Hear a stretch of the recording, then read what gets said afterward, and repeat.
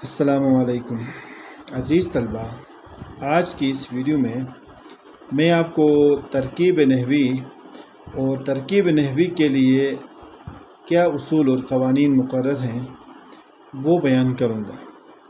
تو اس سے پہلے ترکیب نحوی یہ ہے کیا، اس کے بارے میں جاننا ضروری ہے۔ تو آئیں میں آپ کے لیے ترکیب نحوی کی تعریف کروں گا۔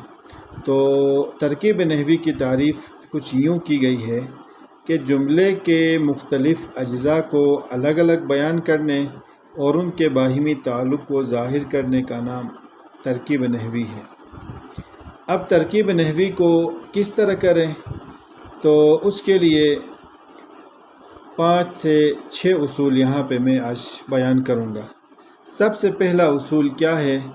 تو سب سے پہلا اصول یہ ہے کہ آپ نے کیا کرنا ہے، سب سے پہلے یہ معلوم کریں کہ زیر ترکیب جملہ، یعنی جس جملے کی آپ ترکیب نحوی کرتے ہیں، اس جملے کو دیکھنا ہے کہ یہ جملہ اسمیہ ہے یا جملہ فعلیہ ہے۔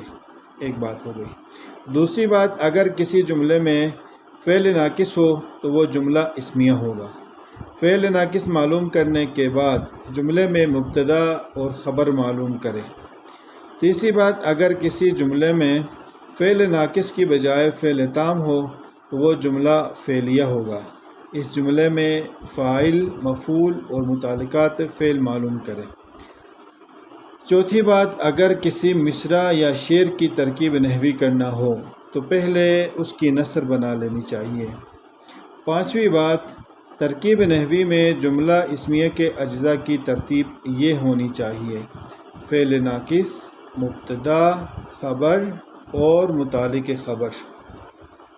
اچھا، چھٹی بات، ترکیب نحوی میں جملہ فعلیہ کے اجزاء اس ترتیب سے درج کریں جیسا کہ فعل، فاعل، مفعول اور متعلق فعل۔